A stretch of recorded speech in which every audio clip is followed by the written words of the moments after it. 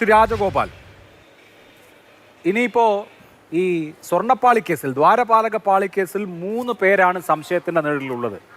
നമുക്കറിയാവുന്നതുപോലെ ദ്വാരപാലക പാളികൾ കൊണ്ടുപോയി മോഷ്ടിച്ചത് 2019 പക്ഷെ അതിൻ്റെ ഒരു റെപ്പറ്റീഷൻ 2023 തുടങ്ങി 2025 സാധ്യമായി. മോഷണം നടന്നില്ലെങ്കിലും അതേ സ്മാർട്ട് ക്രിയേഷൻസിലേക്ക് ഈ ദ്വാരപാലക പാളികൾ പോയി. അപ്പോൾ നമ്മൾ ഈ അവശേഷിക്കുന്ന 3 പേർ എന്നുള്ളത് ന്യായമായും കരുതേണ്ടത് ആ സമയത്ത് ദേവസ്വം ബോർഡിനെ നയിച്ച 3 ദേവസ്വം ബോർഡ് അംഗങ്ങൾ, പ്രസിഡന്റും 2 അംഗങ്ങളും എന്നാണോ? തീർച്ചയായിട്ടും അങ്ങനെയാണ്. അങ്ങനെ സംശയിക്കാൻ പറ്റുള്ളൂ. ശ്രീ പ്രശാന്തിൻ്റെ നേതൃത്വത്തിലുണ്ടായിരുന്ന ബോർഡിനെയാണ് നമുക്ക് സംശയിക്കാൻ പറ്റുന്നത്. അതിന് തൊട്ടു മുമ്പ് ബോർഡുണ്ടായ ശ്രീ അനന്തഗോപൻ, CPM നേതാവായ അനന്തഗോപൻ്റെ ഒരു ബോർഡ് കൂടെ ഉണ്ടായിരുന്നു ഇതിനകത്തിൽ. പക്ഷേ അവർ ഈ ഇതിനകത്തിലെ അന്വേഷണ പരിധിയിലേക്കൊന്നും വരുന്നില്ലെന്നാണ് എനിക്ക് തോന്നുന്നത്. ഇതുവരെയുള്ള അന്വേഷണങ്ങളിൽ അത്തരം ബോർഡിനെ സംബന്ധിച്ചൊരു സംശയമൊന്നും ഇതുവരെ വന്നിട്ടില്ല. അതിനുശേഷമാണ് പ്രശാന്തിൻ്റെ ബോർഡ് വരുന്നത്. അതിനകത്തിലെ വലിയ പ്രശ്നമെന്ന് പറഞ്ഞു കഴിഞ്ഞാൽ, ഈ അന്നത്തെ ശബരിമലയിൽ ഉണ്ടാകുന്ന നിയമങ്ങളിൽ ഒരു അഡീഷണൽ നിയമം അവിടെ ഉണ്ടായി. അതെന്ന് പറഞ്ഞു കഴിഞ്ഞാൽ, ശബരിമല സന്നിധാനത്ത് നിന്ന് എന്ത് വസ്തുക്കൾ കൊണ്ടുപോയാലും, കൊണ്ടുപോകാൻ ഒക്കുകയല്ല, അഥവാ കൊണ്ടുപോവുകയാണെങ്കിൽ സ്പെഷ്യൽ കമ്മീഷണർ, ബഹുമാനപ്പെട്ട ഹൈക്കോടതി നിശ്ചയിച്ചിരിക്കുന്ന സ്പെഷ്യൽ കമ്മീഷണർ കൂടി അറിയണം. ദേവസ്വം മാനുവലിന് പുറമേ സ്പെഷ്യൽ കമ്മീഷണർ കൂടി അറിയണം എന്നുള്ളൊരു ഉത്തരവ് കൂടെ വന്നിട്ടുണ്ടായിരുന്നു. ആ ഉത്തരവ് ലംഘിക്കപ്പെട്ടിരിക്കുന്നു. ആ ഉത്തരവ് അനുസരിച്ചിട്ടില്ല. അതാണ് ഇവിടുത്തെ ഏറ്റവും വലിയ പ്രശ്നമായിട്ട് മാറിയത്. നേരത്തെ ഉണ്ടായിരുന്ന കമ്മീഷണർമാരുടെ കാര്യത്തിൽ, അതാണ് അഡ്വക്കേറ്റ് കമ്മീഷണറുടെ കാര്യത്തിലൊക്കെ ചില പരാമർശങ്ങളൊക്കെ വന്നത് അതുകൊണ്ടാണ്. അപ്പോൾ അതുകൊണ്ട് ഈ ഉത്തരവ് എന്തുകൊണ്ട് ലംഘിക്കപ്പെട്ടിരിക്കുന്നു, അതിനെക്കുറിച്ചാണ് അന്വേഷിക്കണമെന്ന് പറഞ്ഞത്. അപ്പോൾ ഈ 23 മുതൽ 25 വരെയുള്ള ബോർഡെന്ന് പറയുന്നത് ഇതാണ്. ഇവർ ഇതിനകത്ത് 2 പരാമർശങ്ങളാണെന്ന് പറഞ്ഞത്. നിങ്ങൾ എന്തിനാണ് അനാവശ്യമായ തിടുക്കം കാണിക്കുന്നത്? 40 വർഷത്തെ വാറണ്ടിക്ക് വന്ന ഈ ദ്വാരപാലക ശില്പങ്ങളിൽ വീണ്ടും അതിനകത്ത് ചെമ്പ് തെളിഞ്ഞു എന്ന് പറഞ്ഞിട്ട് നിങ്ങൾ എന്തിനാണ് അത് എടുത്തുകൊണ്ട് പോയത്? ഫസ്റ്റ് ക്വസ്റ്റ്യൻ അതായിരുന്നു. അങ്ങനെ എടുത്തുകൊണ്ട് പോയപ്പോൾ ആരെങ്കിലും അറിയിക്കേണ്ടതായിരുന്നോ? അറിയിക്കേണ്ടതല്ല. ഉത്തരവാദിത്തപ്പെട്ടവരെ ആരെങ്കിലും അറിയിച്ചിട്ടുണ്ടോ? ആരെയും അറിയിച്ചിട്ടില്ല. വീണ്ടും സ്മാർട്ട് ക്രിയേഷൻസിലേക്ക് തന്നെയാണ് ഇത് പോയിരിക്കുന്നത്. എന്നാലോചിച്ച് നോക്കുക. ആ സമയത്ത് SITയുടെ അന്വേഷണം ചെല്ലുമ്പോൾ സ്മാർട്ട് ക്രിയേഷൻസ് എന്താണ് പറഞ്ഞത്?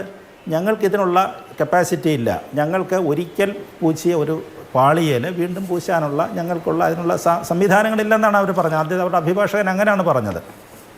പക്ഷേ SIT കൃത്യമായിട്ട് അന്വേഷിച്ച് വന്നപ്പോഴാണ് ഈ കള്ളങ്ങളൊക്കെ, ഈ പറഞ്ഞില്ലേ ഇവർ പറഞ്ഞതിനകത്തിലെ കളവുകളും മറ്റു കാര്യങ്ങളൊക്കെ ബോധ്യമാകുന്നത്.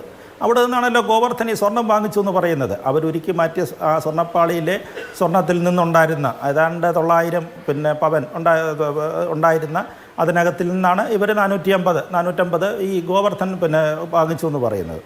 പക്ഷേ അവിടെ ദേവസ്വം ബോർഡ് പ്രതിസ്ഥാനത്തേക്ക് വരുന്നതിൻ്റെ പ്രശ്നമെന്ന് പറഞ്ഞു കഴിഞ്ഞാൽ, ഒന്നാമത് അറിയിച്ചില്ല.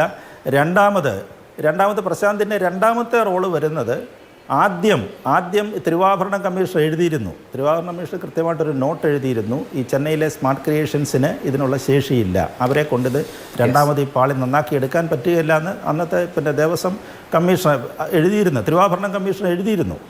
പക്ഷേ ആ നോട്ട് തിരുത്തിച്ചു എന്നാണ് പറയുന്നത്. അതാണ് അതിനകത്തിൽ വരുന്ന കാര്യം. അത് തിരുത്തിച്ചു 8 ദിവസത്തിന് ശേഷം.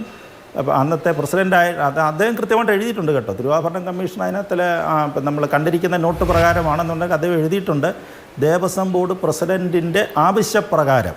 അങ്ങനെയാണ് എഴുതിയിരിക്കുന്നത്. കേസിന് ഒരുപക്ഷെ അദ്ദേഹത്തിന് അപകടം മനസ്സിലായി കാണുമായിരിക്കാം.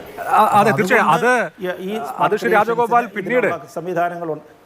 ഏതാനും മാസങ്ങൾക്ക് മുമ്പ് വന്ന ഹൈക്കോടതി ഉത്തരവിൽ വളരെ സ്പെസിഫിക് ആയിട്ട് ഈ ദേവസ്വം ബോർഡ് പ്രസിഡന്റിനെ തന്നെ എടുത്തു പറഞ്ഞുകൊണ്ട് ഹൈക്കോടതി അത് പഴയ കള്ളം മറയ്ക്കാനുള്ള ഏർപ്പാടായിരുന്നു ഈ രണ്ടാമത് കൊണ്ടുപോയത് എന്ന് കൃത്യമായി ഹൈക്കോടതി അതിന്റെ ഉത്തരവിൽ തന്നെ പറഞ്ഞിട്ടുണ്ട്. അപ്പോൾ സ്വാഭാവികമായ അന്വേഷണം അങ്ങോട്ട് നീണ്ടല്ലേ പറ്റൂ?